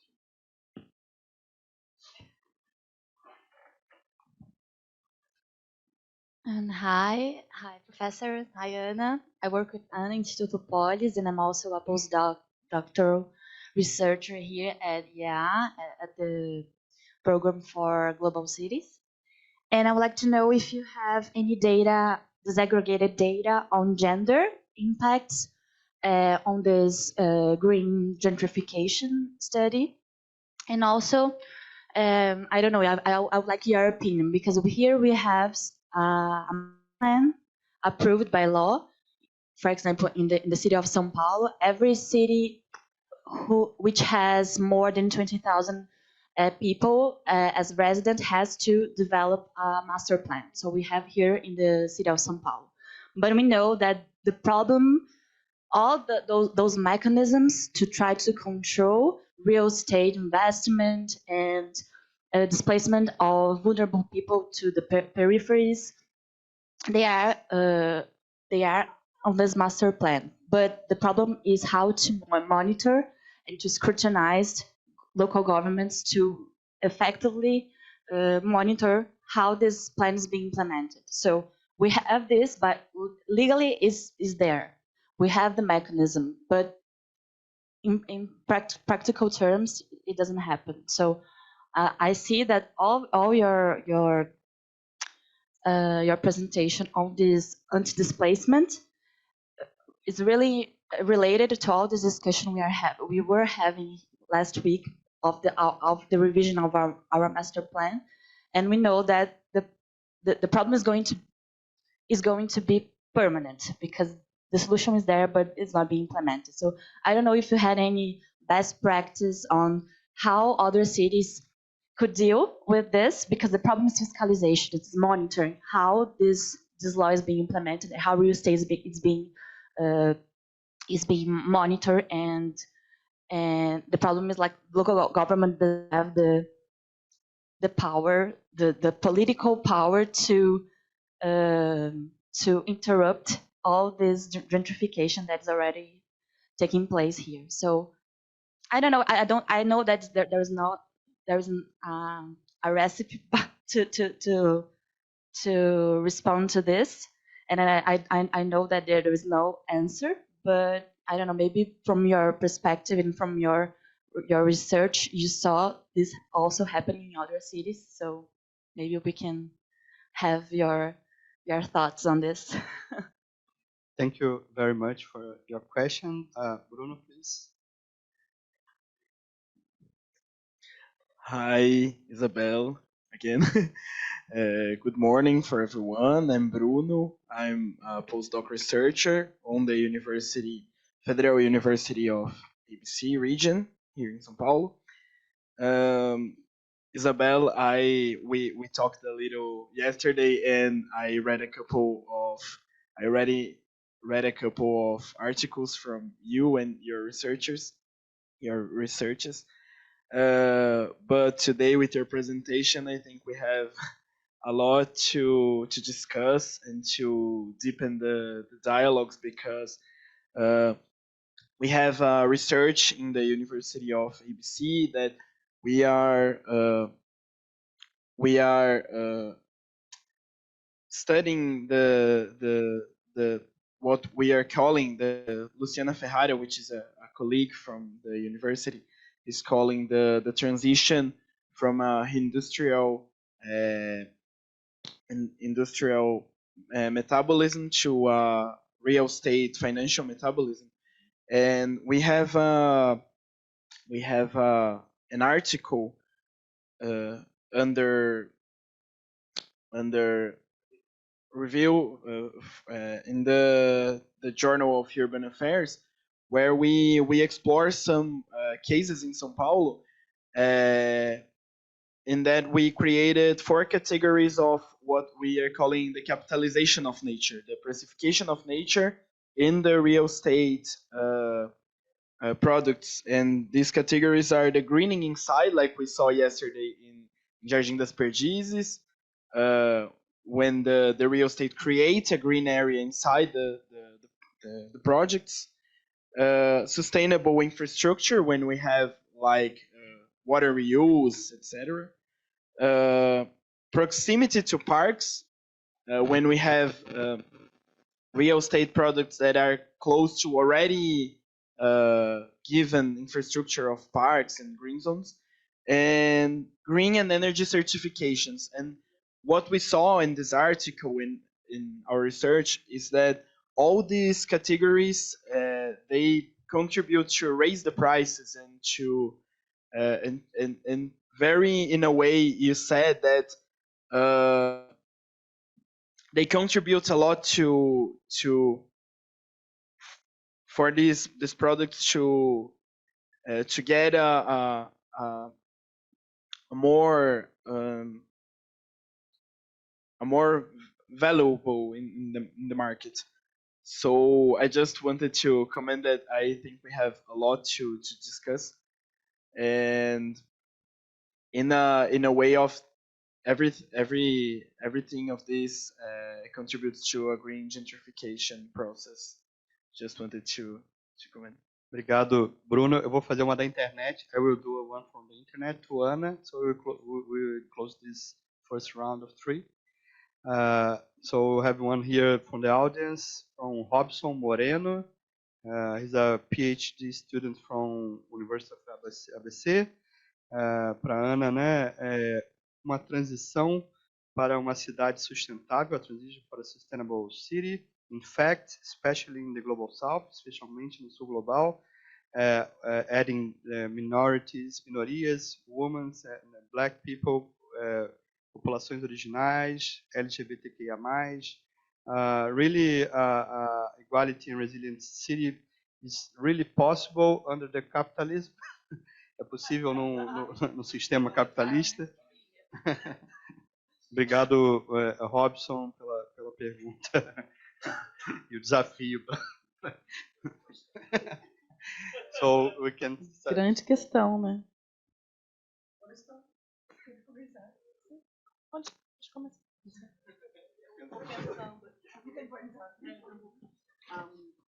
So your question about gender, I don't have anything to write here, but one doctoral student who will just finish in our group, her name is Amalia Calderon. She studies feminism and greening in the city. And one of her dissertation articles, Amalia Calderon, one of her articles look at how women during COVID in gentrifying neighborhoods regained access to green space, and how post-pandemic, when tourists came back in these gentrifying neighborhoods due to tourism and also due to greenings, they started losing access to it a lot. And so what she was saying is, for example, these spaces were very important for self-care, so for able to really feel that you can have greater cohesion with your neighbors, networks of support, especially during the pandemic, but also for elderly residents to get out safely, because all of a sudden you didn't have tourists, all of a sudden you didn't have Airbnbs all the time, and the city was quiet. So you can really see that in comparison with other collectives, there is a deep sense of need, especially for elderly women living alone, to have access to these green spaces. So have a look at, it's going to come out very soon. And then what she saw is that these benefits are very short-term lived, because as soon as the pandemic stopped, tourists came back, women starting becoming more isolated in their homes, didn't come out. And that was, of course, mixed with the process of increasing real estate prices, because Barcelona has had a lot of digital nomads coming and living in the city post-pandemic. So it's not just short-term Airbnb rentals. It's people who come from 1 month to 11 months. And homes that used to be long-term rentals are now being switched to these mid-term rentals in a lot of these neighborhoods as well, where Amalia did her work. So that was super interesting. I would recommend you have a look at this. Good research. In terms of the master plans, what we see with master plans is that many times they take longer to to become effective than actually the rate of gentrification. And so you have this mass displacement coming up. And what seems to be a little bit more effective is at least maybe neighborhood master plans, like this example I gave in France about, okay, in a post-industrial site that has a lot of land parcels to be redeveloped, doing a quicker master plan. But the one in Barcelona, for example, there's a reform, an upgrading of our master plans, taking like 3 or 4 years. So at the end of the day, it's already outdated by the time it comes back into place. So I haven't seen this as much. In Boston, the neighborhood that I showed, called East Boston, you have a master plan that's still under discussion that residents had a very strong role in because of both the risk of sea level rise, too many homes, flooding, and gentrification. So they were talking about with a lot of the parcels. And then finally, what Bruno, you were saying, I mean, I was saying to Pedro, here it's just like green gentrification on testosterone. I mean, it's just like so extreme how you have it. And maybe it's even more than gentrification. It's the process of just like quick segregation and just quick, like violent displacement in some ways, because it's really radical and it's really just completely like the rights of people are completely obliterated. So I don't have the right concept in mind, but definitely this kind of green resegregation or green displacement is much faster than the gentrification itself. What would you qualify that? How did you see it in your studies? Did you call it, what I saw in the articles I saw you also called it green gentrification, but do you believe it's even more than that? I believe Anna could add some on that.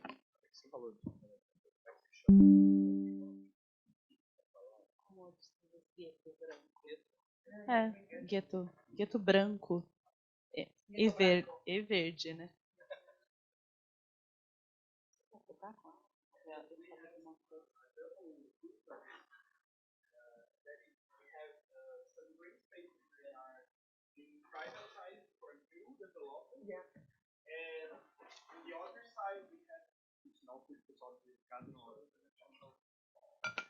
We have this double movement that in the peripheries, we still have some green zones that are being privatized, and all the green are being suppressed for new developments.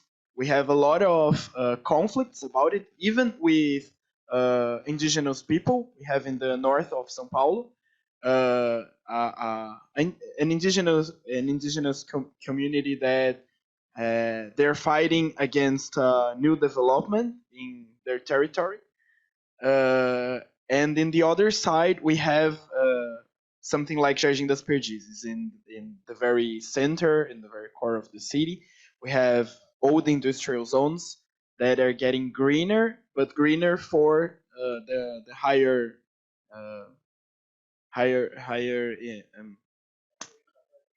income residents. We have this double movement with its contradictory in the production of space. Sim. Bom, a pergunta que o Robson fez para mim. O famoso Robinho. Ele é o Robinho, a gente chama de Robinho. Na verdade, eu vou trazer mais do que uma resposta a uma reflexão, né? Porque o que dá certo dentro do capitalismo? Dentro desse habitar colonial, né, dentro da colonialidade que a gente vive. Eu acho que mais do que pensar se a gente vai ter ou não uma sustentabilidade dentro do capitalismo, é continuar lutando. Pensando um pouco na utopia à la Galeano, um autor, Isabela conhece Galeano? Eduardo Galeano? Sim, ele fala sobre a utopia. A utopia é o que nos permite caminhar, seguir. Então, né, eu acho que eu pensaria mais em como a gente vai, dentro do capitalismo, sobreviver. Né? Então, assim, não só no capitalismo, mas numa supremacia branca, que é quem gerencia o capitalismo. Então, o combate ao capitalismo, a esse sistema político, econômico e social que molda as nossas relações e modos de vida mas também entender que por trás dele existe uma supremacia branca, que está muito feliz com isso. Está muito feliz com os parques verdes, com os seus guetos brancos.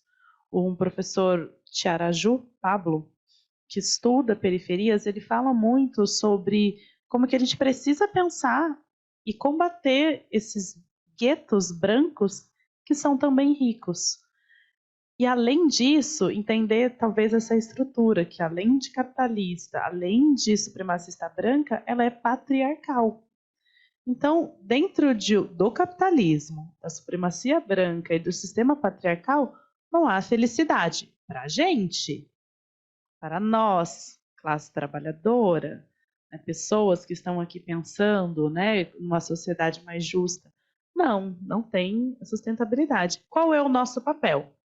Então, o que nós podemos fazer, então, enquanto pesquisadores, pesquisadoras, ativistas, militantes, pessoas comuns que somos, é entendendo as brechas, as rachaduras que a gente pode ir construindo de implosão, né? Então, assim, um corpo negro como o meu, dentro de uma universidade, é uma infiltração nas rachaduras do sistema capitalista e patriarcal e de supremacia branca que não gostaria que corpos como o meu estivessem aqui. Assim como outros corpos periféricos, corpos de populações LGBTQIA+, pessoas trans. Então, é um modo de se infiltrar no sistema, numa ideia também de Infiltrado na Clã, aquele filme? Quem já assistiu? Infiltrado na Clã? Da Ku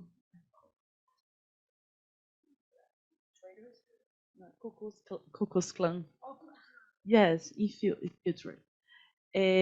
Essa infiltração no sistema que causa essas rachaduras é o que nos permite ir criando outras tecnologias e trazendo aqui para a Universidade de São Paulo, que é uma universidade elitista, como todas as outras universidades, esses outros pensamentos, então de dentro para fora, de fora para dentro. Como que a gente faz esse jogo? Né? Que eu também venho representando, junto com outros pensamentos, os movimentos sociais, né? Que têm um conhecimento territorial de base, de articulação e de ação. Então, a própria ideia de adaptação antirracista, que a gente começou a formular no começo do ano, né? A Dani está aqui, disse, junto com outras instituições, Coalizão Negra por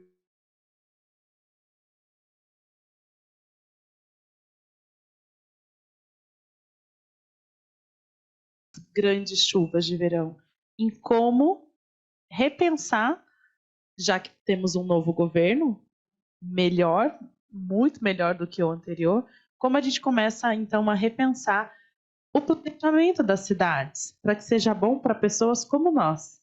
Então, a ideia, quando a gente fala voto cidades justas ou adaptação antirracista, que é uma ideia interseccional, é dizer que uma cidade que é boa para uma mulher negra, para uma criança, para uma pessoa com deficiência, para uma pessoa trans, ela vai ser boa para todo mundo.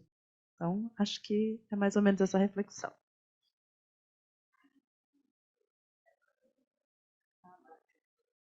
Black Lives Matter. Muito bom, assistam. Obrigado, Ana, super. Mais uma rodada, depois a gente vai ter que terminar, porque a gente tem uma agenda ainda complexa. Eu já passei uma para Isabelle, vou fazer uma também para a Ana, que veio da audiência, depois a gente abre para vocês, tá? Para a Ana, and could be also for Isabelle, our PhD student Marcos, nosso doutorando Marcos Tavares, que está atualmente em University of Surrey, no programa CAPES Sanduíche, está estudando adaptação justa climática em Recife. E ele pergunta: How can climate justice be used as a tool against climate gentrification in coastal zones? Como a justiça climática pode ser usada como uma ferramenta contra a gentrificação climática nas cidades costeiras que vão sentir o efeito aí das mudanças, já estão sentindo, né, os efeitos das mudanças climáticas, né? Isabelle, you have yours. Yes. But first, you'd like to... Yeah. Você está com o microfone? Yeah. No, three.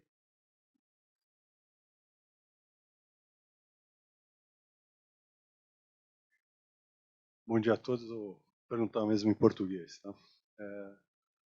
Na verdade, não é uma pergunta. Eu queria fazer Você duas pode se apresentar só para gente? Desculpa. Meu nome é Denis Tomás. Estou aqui como sozinho. Na verdade, não é uma pergunta. Eu queria colocar duas coisas que eu senti falta nas colocações aqui. Quanto pesa em tudo que foi falado aqui educação, mas educação no seu mais amplo sentido, aspecto que ela possa ter. Estou falando da educação, cultura, porque muito do que eu acho que eu vi aqui sendo abordado tem um profundo contexto, principalmente numa realidade brasileira, trazendo isso para uma realidade brasileira, no empobrecimento que nós tivemos na educação brasileira nos últimos 50 anos, principalmente da educação pública. Não estou falando da educação pública de universidade, estou falando daquela educação mesmo, básica mesmo. Tá? Outra coisa, como é que fica a própria questão da condição humana nessa discussão que foi feita, colocada aqui? Porque eu vejo muita gente ficar falando, às vezes, de sistemas, de grupos, mas por que não discutir o próprio pensamento do ser humano nessa contextualização? Porque até trazendo uma questão evolutiva do ser humano, o ser humano se apresenta, dentro do seu histórico evolutivo, como um ser predatório, tanto para com o ambiente, quanto para consigo mesmo. Dentro da história do planeta, todos os processos civilizatórios se mostraram como, independente de grandes civilizações, mas mesmo pequenas civilizações, eles são orientados por um ser predatório. E talvez nós se tornamos aqui, presentes nesse planeta, da maneira como nós, por termos sido o melhor predador que já existiu na face da Terra. Se aparecer algum vírus, como apareceu agora recentemente, volta todo mundo lá para a caverna. Fica lá correndo com medo de bicho, para não ser o comido. Bom dia. Obrigado. Alguém mais? Tem mais uma? A gente fecha. Good morning, everyone. I'm Bruno. I'm a PhD student here at USP at the Institute of Environment and Energy. And I would like to hear, it's not somewhat of a question, I would like to hear a bit more from Isabelle about the experiences of the communities that were gentrified. If you were researching, if you're looking for how are they building resilience to these processes? How are they articulating in the cases that this process is not so strong on them? Or in the cases that they are very strong, how are they organizing themselves and building resilience to these processes?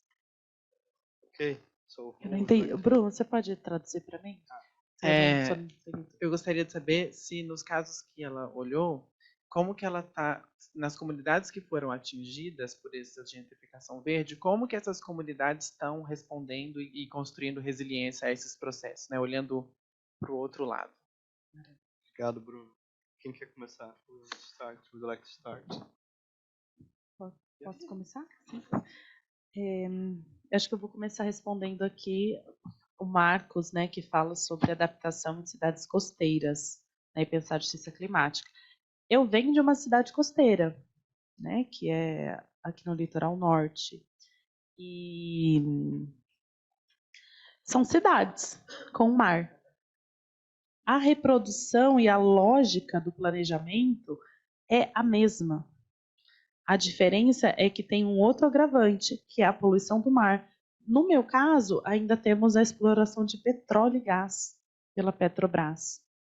Então, vão ter outras modificações, mas o pensamento estrutural é o mesmo. Então, eu acho que passa um pouco também por um processo que é educacional, não ainda respondendo a sua pergunta, mas assim, um processo educacional em que as pessoas possam se sentir pertencentes a um espaço. A questão do pertencimento e o próprio direito à vida, ele é muito importante. quando a gente está falando de áreas costeiras, a gente está falando de modos de vida também que se permanecem ainda diferente de São Paulo, ribeirinhos, um outro sistema de indígenas que vivem, por exemplo, da pesca, caiçaras. Então, é um pouco diferente daqui, mas a articulação territorial, para mim, ela vai ser a grande chave quando a gente pensa em construir políticas públicas que sejam do território para dentro dos espaços de poder e do espaço de poder para os territórios. Então, pensar a justiça climática é pensar em construção com a população. A chave é essa.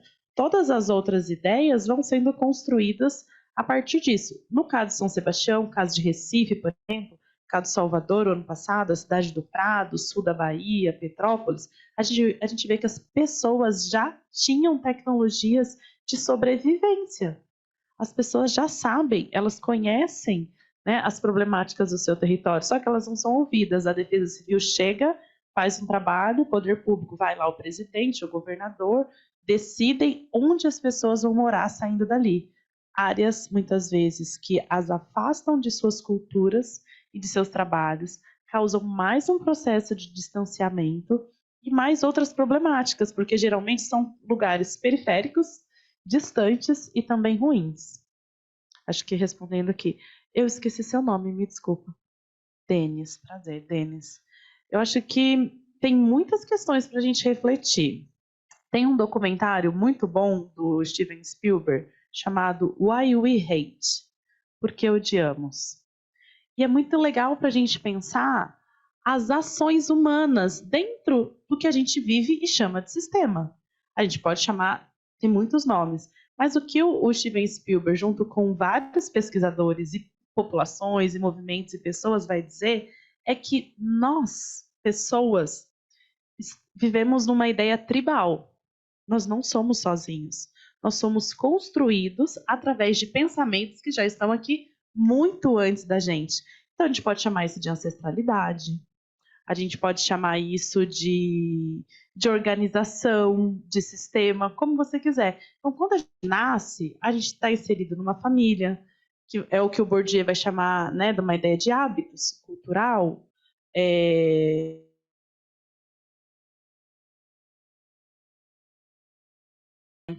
mas também onde quem está cuidando de você, pode ser o Estado, você pode ter crescido num abrigo. Então, você vai sendo construído a partir das relações que estão prontas. Quem molda os sistemas são as pessoas. Só que é uma questão estrutural e estruturante. A todo momento, me parece que a gente vai construindo uma ideia de sistema, mas que o sistema também nos constrói. Porque a nossa percepção de mundo, ela vem através de onde a gente vive, seja para criticá-la, seja para continuar reproduzindo. Então, esse documentário me ajudou muito a pensar também por que a gente odeia, por que a gente gosta.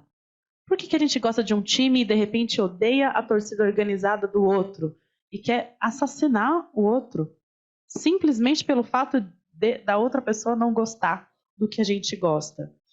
Então, eu acho que a questão educacional e a questão da condição humana, a gente precisa perguntar qual condição humana a gente está pensando a partir de qual experiência e qual cultura. Temos...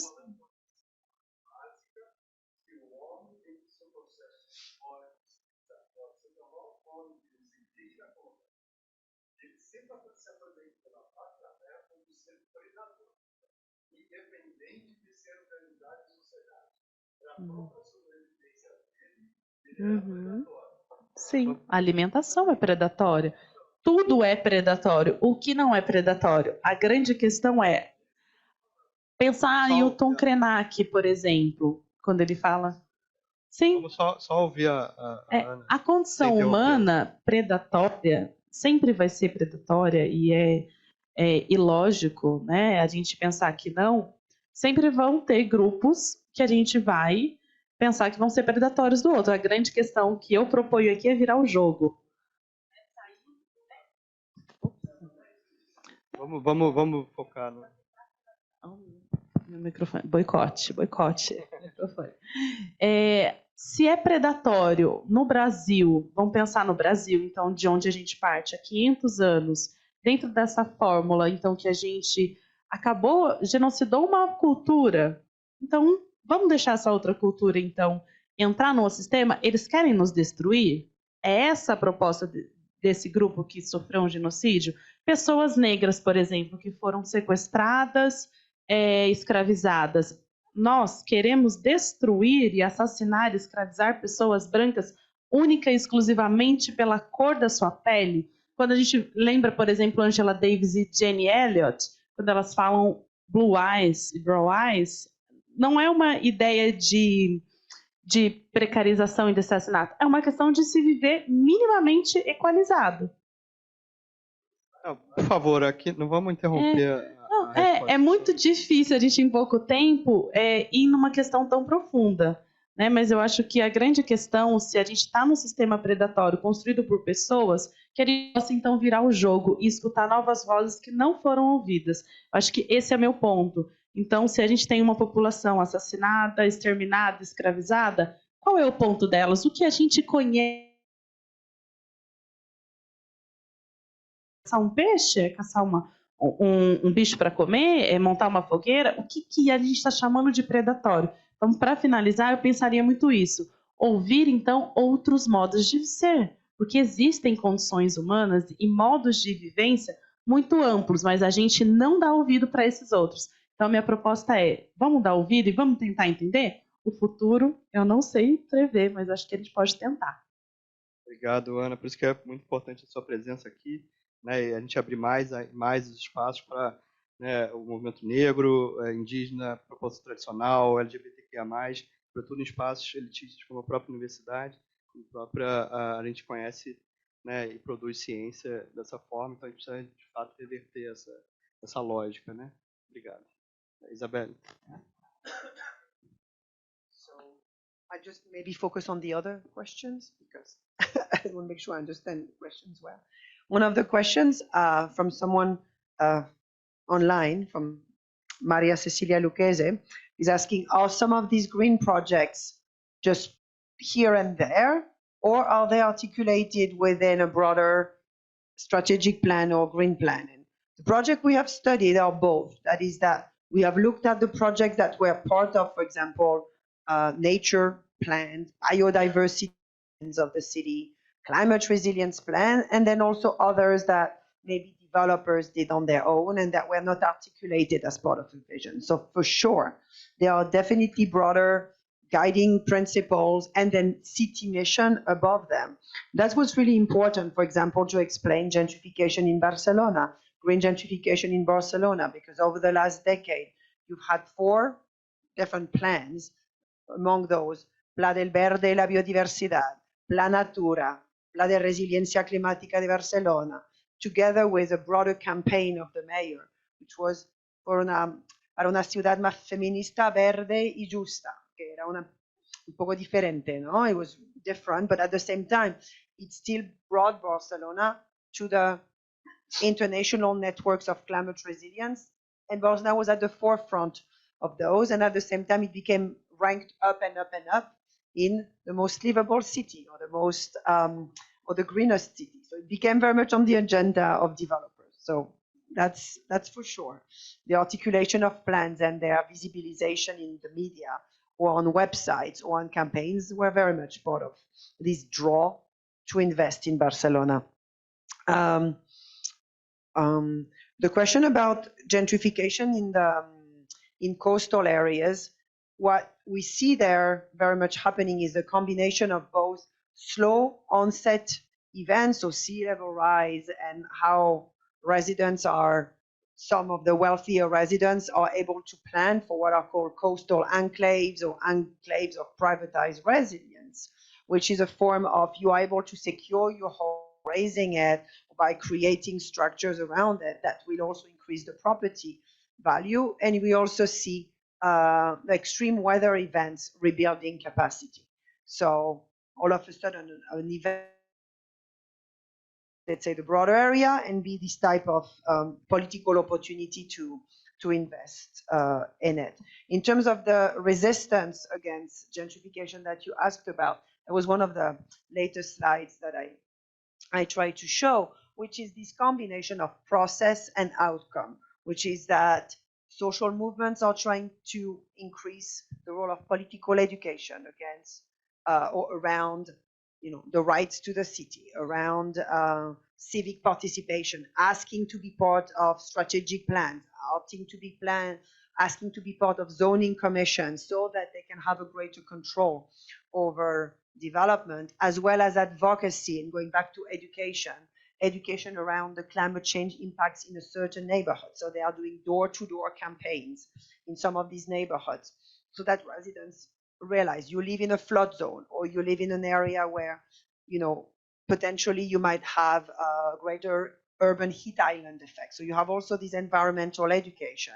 And then you also have, of course, the broader political campaigns to encourage people to advocate for broader rights, so housing rights or for example, eviction campaigns. So that's one aspect of them. And then you have residents taking in their own hands the process of development through community land trust or through community development corporations, where they are like, we are also planners themselves. So it's planning from below around the green economy. So an example that I didn't give, but that's always high on our list, is one in Colleen, Portland. We talked about it with the students on Monday and Tuesday, which is a vertical economy created around climate resilience. So training of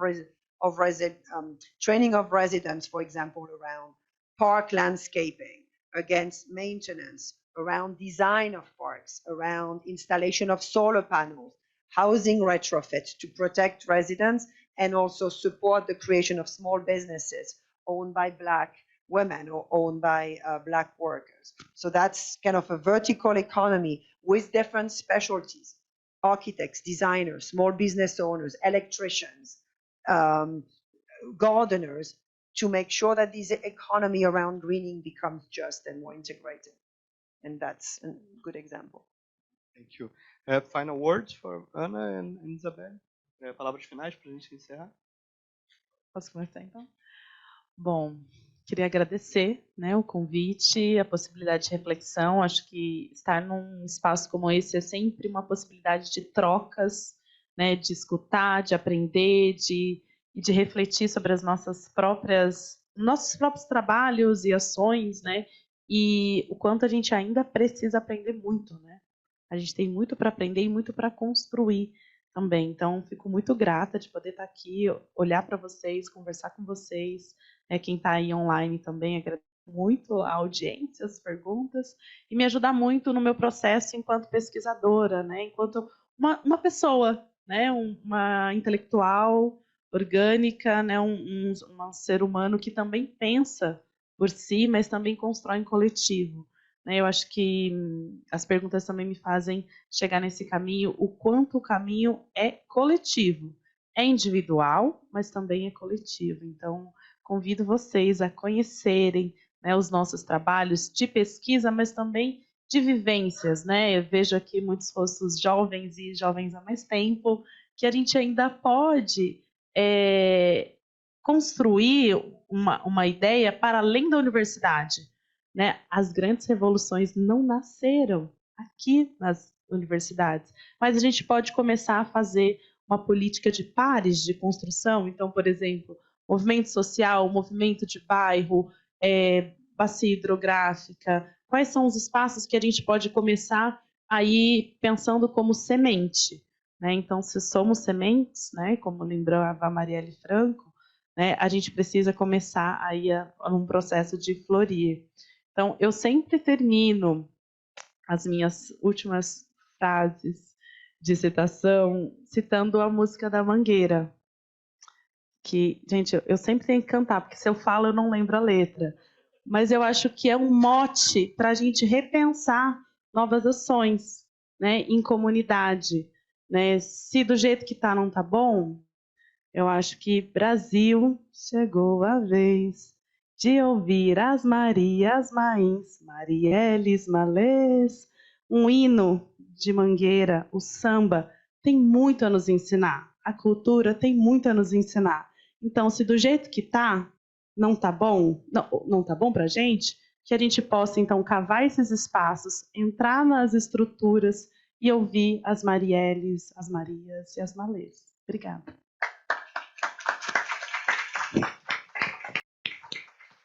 Obrigado, Ana. Além de tudo, é cantora. Né? Obrigadíssimo, muito feliz. This is incredible, es increíble. Yo no puedo hacer algo así, no voy a cerrar. Yo me voy directamente, ¿no? Es impresionante. Maybe some final words, I think, based on what Anna was showing in her research and in the activism, is that climate justice is first a question of racial justice, that the primary determinant of exclusion in many societies ends up being race, as a factor of vulnerability, as a factor of land grabbing, as a factor of exclusion, and yet at the same time as a factor of resistance against these multiple violences, environmental ones, but also state one and police one that comes together and that often create exclusion. So I think that in some ways, people tell us green gentrification is too extreme because you talk about how green space is bad for people, which we don't say that, but people tend to we are advocating against green space, that we say, oh, this group at the end of the day, they are trying to go back to brownfields or to contaminate the land. Or sometimes